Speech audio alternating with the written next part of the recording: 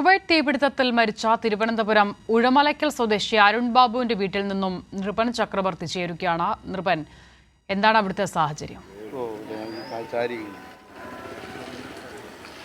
അസിത, കുവൈറ്റിൽ ഉണ്ടായ ദാരുണമായ സംഭവത്തിൽ തലസ്ഥാന ജില്ലയിലും ഒരു മരണം സ്ഥിരീകരിച്ചു. ദുഃഖകരമായ വാർത്തയാണ്. ഉച്ചയ്ക്ക് ശേഷമാണ് ഉഴമലയ്ക്കൽ കുരിയാത്തി സ്വദേശി അരുൺ ബാബുവിൻ്റെ മരണം സ്ഥിരീകരിക്കുന്നത്. ഇന്നലെ തന്നെ ബന്ധുക്കൾക്ക്, പ്രത്യേകിച്ച് ഭാര്യയും വീട്ടുകാരുമൊക്കെ അരുൺ ബാബുവിനെ ബന്ധപ്പെടാനുള്ള ശ്രമം നടത്തിയിരുന്നു. അപ്പോൾ അദ്ദേഹത്തെ ലഭിച്ചിരുന്നില്ല. അപ്പോൾ തന്നെ അവർക്ക് സംശയമുണ്ടായിരുന്നു. അവർ പോലീസ് സ്റ്റേഷനിൽ പരാതി നൽകിയിരുന്നു. ഇന്ന് ഉച്ചയ്ക്ക് ശേഷം മരണപ്പെട്ടത് അരുൺ ബാബുവാണ് എന്ന സ്ഥിരീകരണം ലഭിച്ചിട്ടുണ്ട്. ഭാര്യയും 2 മക്കളും അമ്മയും സഹോദരൻ അടങ്ങുന്ന കുടുംബമാണ്. കുരിയാത്തി ജംഗ്ഷനിൽ തന്നെയാണ് അരുൺ ബാബുവിൻ്റെ വീടുള്ളത്. അരുൺ ബാബുവിന് 37 വയസ്സ് മാത്രം പ്രായമുള്ള ഒരു വീട്ടിൻ്റെ ആശ്രയമായിരുന്നു അരുൺ ബാബു. 2 മക്കളാണ്, 13 വയസ്സും 3 വയസ്സുമുള്ള 2 മക്കളും അരുൺ ബാബുവിനുണ്ട്. ഈ നാട്ടുകാരെല്ലാം ഇവിടെ ഈ മരണവിവരം അറിഞ്ഞ് എത്തിച്ചേർന്നുകൊണ്ടിരിക്കുകയാണ്. ഭാര്യയും അമ്മയും ഒന്നും ഇപ്പോഴും അവരെ അറിയിച്ചിട്ടില്ല. അവിടെ സംഭവം നടന്നിട്ടുണ്ട് എന്നും അപകടത്തിൽപ്പെട്ടു എന്ന വിശദാംശങ്ങൾ അവർക്ക് ലഭിച്ചിട്ടുണ്ട്. എന്നാൽ മരണം പൂർണ്ണമായി സ്ഥിരീകരിച്ച് അവരെ അറിയിച്ചിട്ടില്ല.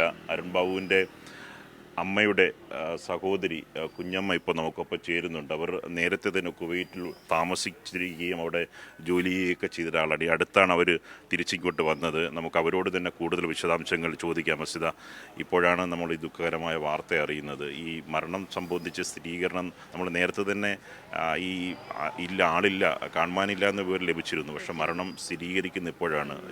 എവിടെയാണ്? നേരത്തെ തന്നെ അമ്മയും അവിടെ ഉണ്ടായിരുന്നല്ലോ, ഈ അമ്മയുടെ അനിയത്തിയും അവിടെ ഉണ്ടായിരുന്നല്ലോ. അതിൻ്റെ വിശദാംശങ്ങൾ എന്തൊക്കെയാണ്?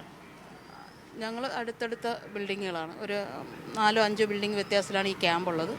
ഞാൻ ഫ്ലാറ്റിലും. അപ്പം അവൻ അവിടെ തന്നെ ഒരു സ്ഥിര താമസം, വേറെ പ്രശ്നമൊന്നുമില്ലായിരുന്നു.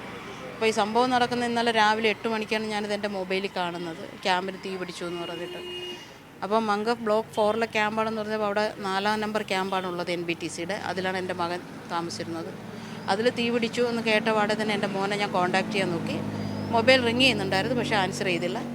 അപ്പോൾ എനിക്ക് നല്ല പേടിയായിട്ട് ഞാൻ എൻ്റെ കൂട്ടുകാരെല്ലാം വിളിച്ചിട്ട് പറഞ്ഞു എൻ്റെ മോൻ അതിൽ പെട്ടുപോയിട്ടുണ്ട്, ഒന്ന് അന്വേഷിക്കാൻ പറഞ്ഞു. ഇന്നലെ മുഴുവൻ അവർ അന്വേഷിച്ചു. പക്ഷേ ഒരു ഹോസ്പിറ്റലും ഇഞ്ചുറിയായി കിടക്കുന്നവരിൽ ആ ലിസ്റ്റിലൊന്നും എൻ്റെ മോൻ്റെ പേരില്ലായിരുന്നു. അപ്പോൾ രാത്രിയായപ്പം കമ്പനിയിൽ നിന്ന് എനിക്കൊരു ലിസ്റ്റ് അയച്ചു തന്നു. അതിൽ ഒരു ഇൻഫർമേഷനും ഇല്ല, ആളെപ്പറ്റി മിസ്സിംഗ് ആണെന്ന് പറഞ്ഞ് എനിക്ക് മെസ്സേജ് കിട്ടിയായിരുന്നു.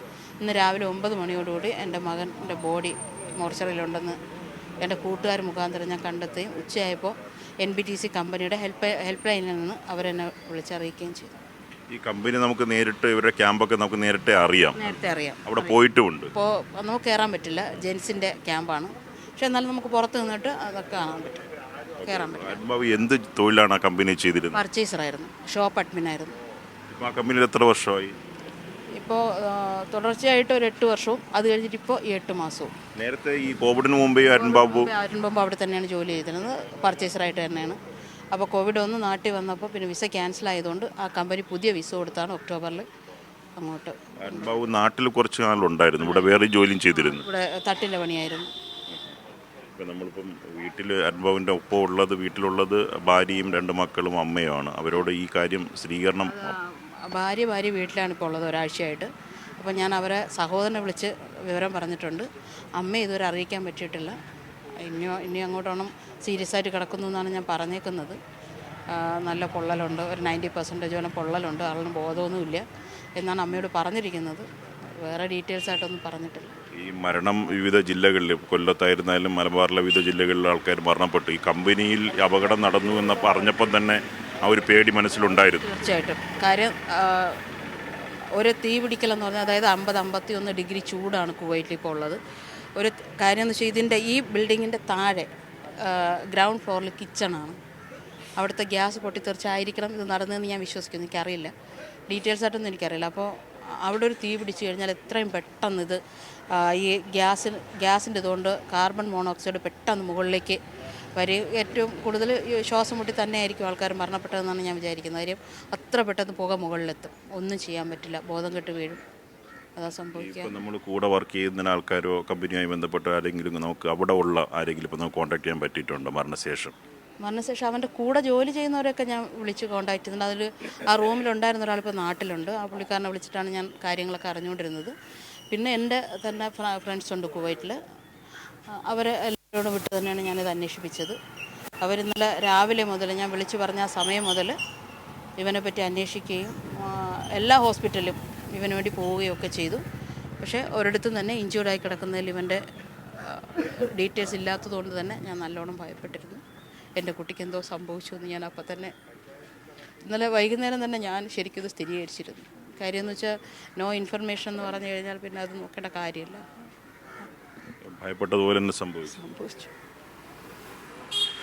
അസിത, ദുഃഖകരമായ വാർത്തയാണ്. ഈ അരുൺ ബാബുവിൻ്റെ അമ്മയുടെ സഹോദരിയാണ്. അവർ വർഷങ്ങളായി കുവൈറ്റിൽ ഉണ്ടായിരുന്ന ആളാണ്. അവർക്ക് ഈ പ്രദേശമൊക്കെ അവരുടെ ക്യാമ്പൊക്കെ വ്യക്തമായി അറിയാം. ഈ സംഭവം നടന്നപ്പോൾ തന്നെ അവർ ഭയപ്പെട്ടിരുന്നു. കാരണം വലിയ തരത്തിൽ പൊട്ടിത്തെറിയോടുകൂടി തീ ആളിപ്പടരുന്നൊരവസ്ഥയുണ്ടായിരുന്നു. അപ്പോൾ അരുൺ ബാബുവിനെ കുറിച്ചുള്ള വിശദാംശങ്ങൾ അപ്പോൾ തന്നെ തിരക്കി. അപ്പോൾ ചികിത്സയിലുള്ളവരുടെ വിശദാംശങ്ങളിലും എന്തെങ്കിലും തരത്തിൽ അരുൺ ബാബുവിൻ്റെ പേരുണ്ടോ എന്ന സ്ഥിരീകരണമാണ് ആദ്യഘട്ടത്തിൽ നടത്തിയത്. പക്ഷേ അവർ തന്നെ പറഞ്ഞത് ഇന്നലെ ഈ വിവരങ്ങളൊന്നും ഒരു ഇൻഫർമേഷനും ലഭിക്കാതിരുന്നപ്പോൾ തന്നെ ആശുപത്രിയിലുമില്ല, മറ്റ് വിവരങ്ങൾ ലഭിക്കാത്തപ്പോൾ തന്നെ മരണം സംഭവിച്ചിരിക്കാം എന്നൊരു ഭയമുണ്ടായിരുന്നു. പക്ഷേ ഇന്ന് 9 മണിയോടുകൂടി അരുൺ ബാബുവിൻ്റെ മരണം സംബന്ധിച്ച വിശദാംശങ്ങൾ ഇവർക്ക് ലഭിച്ചിരുന്നു. ഇപ്പോഴും ദുഃഖകരമായ കാര്യം ഭാര്യയും ഒപ്പം തന്നെ ദുരന്തത്തിൽ മരിച്ച തിരുവനന്തപുരം സ്വദേശി അരുൺ ബാബുവിന്റെ വീട്ടിൽ നിന്നുമാണ് നൃപൻ ചക്രവർത്തി വിവരങ്ങൾ നൽകുന്നത്. അരുൺ ബാബുവിന്റെ അമ്മയെ മരണവിവരം ഇതുവരെ അറിയിച്ചിട്ടില്ല. മരണം അല്പം മുമ്പാണ് അവർ ഔദ്യോഗികമായി സ്ഥിരീകരിച്ചത്. നൃപൻ ചക്രവർത്തി വിവരങ്ങൾ നൽകിയത്.